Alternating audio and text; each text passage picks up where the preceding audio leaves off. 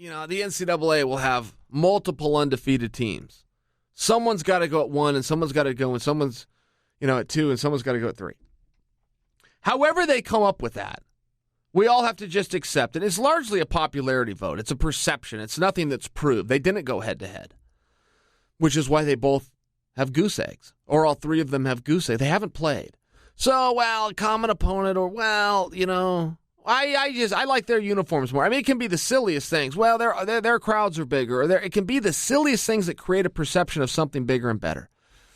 Once that gets written down the first time, you go play a few more weeks, they're still all undefeated. Well, now you can't change it. You can't go, you know what, I had it wrong. Wisconsin should be 1 and Michigan should be 2. I had that wrong. No, you can't. Once it's written down, once it becomes official, if nobody loses, they don't stumble in their rankings. So you run into some of those problems. So, you get a 7 against 1 or a 7 against 2. Yeah, it goes that way. I mean, it just goes that way sometimes where there's controversy, there's dialogue. I remember when they came out with those rankings, I was such a supporter, and I still am, because it's important for sport. And as MMA was growing, it was important that it did have a ranking system. And they did have some kind of a pool to do that. And ultimately, you make the fights the fans want to see. But then you need to observe this own monster that you created called a ranking system.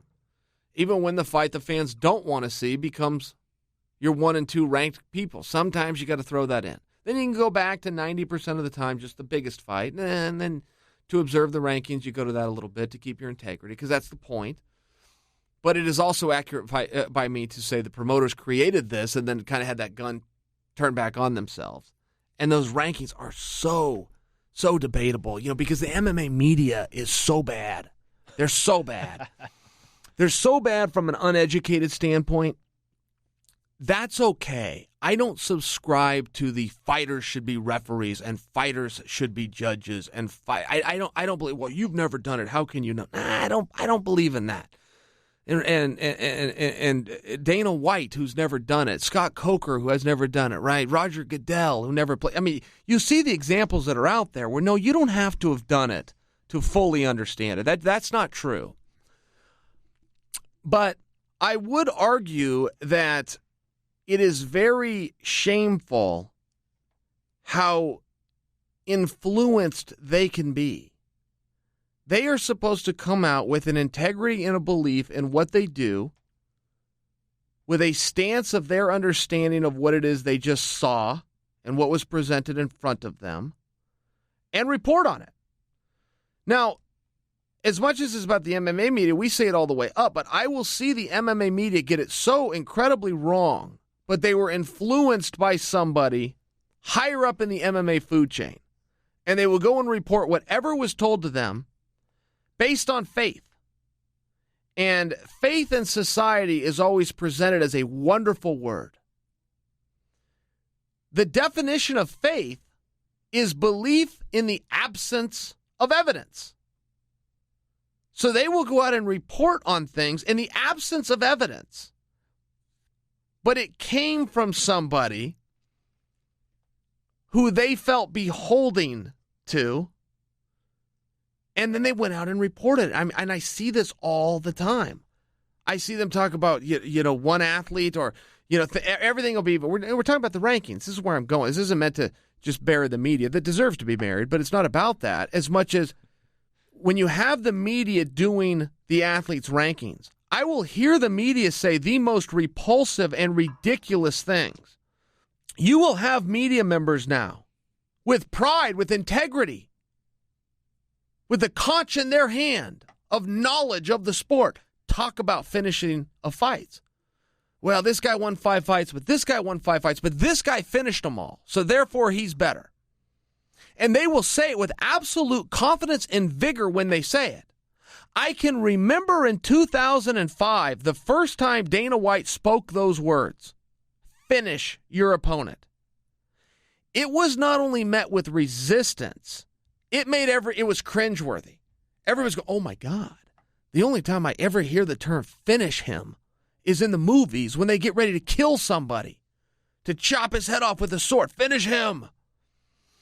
And he was using that term, and the whole media was like, oh my God, we could never write that. I can't believe he just said that. I remember the room the first day he broke out those words in this sport. finish him. It was only 13 years ago. That's not that long.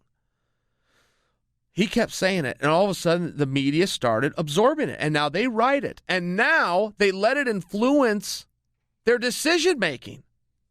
This guy finished more fights than this guy, but these are the guys that are doing the rankings. They don't have any knowledge, and they're at least aware of that. They don't have any courage, and they don't have the integrity to come up with their own code and set of rules, and they let them get it dictated to them. I only offer that. I could give you 5 more examples of how bad they are. I'm offering you this one to prove my point, but I could keep going. But they are so easily influenced and so weak. The pound-for-pound greatest fighter in the world was George St. Pierre. Not because I say so. It should be because I say. If I say it, then it should just be written down, right? That should be the way it is. But we'll allow that for not to be gospel, okay? He was ranked number 1. He was the world champion. He never lost. You want to know who was ranked number 4? Anderson Silva.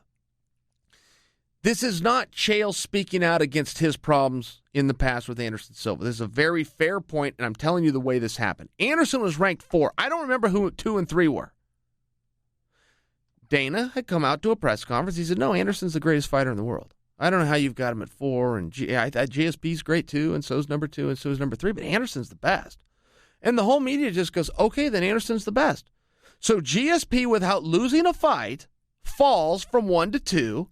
Again, I don't know who 2 and 3 ever were, so I don't know what happened. And Anderson goes from 4 to 1. Anderson may have belonged at 1 the whole time. He may have. But he was ranked 4.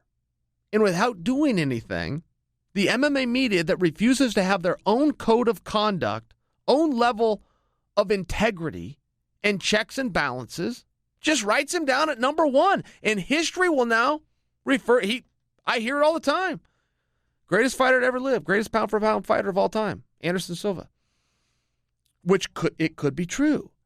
But had Dana not came out at that press conference that day and explained to them, no, Anderson's 1, not George, that narrative never would have been created. And it wasn't created based on his merits. He did not walk out there and do a specific fight and something happened. It happened at a press conference. It did. This is the way it happened. You decide if they got the rankings right. That's okay. I win the argument without question that that's what weaklings we're dealing with in this sport. What absolute lack of integrity, weaklings we deal with in the sport that have no code or ethics of conduct, that do not know what they're looking at when they see it. They don't understand it. And when they go around and perpetuate a narrative of finish him, that was a cringeworthy term, an unpublishable term, an unbroadcastable term. At the time, it was. In fairness, it was. When he coined it, whoa. It disappoints me. And these are the same guys that are handling the rankings that you and I are talking about. So you see the problems with the rankings, where sometimes you have to do 2 versus 7. And you have to take into account the people that are turning these numbers in. And if you don't like 2 versus 7, hold a press conference and tell them, hey, that number 7 should be 3. And she will be, or he will be, the next day. Because they don't have the balls to handle it themselves.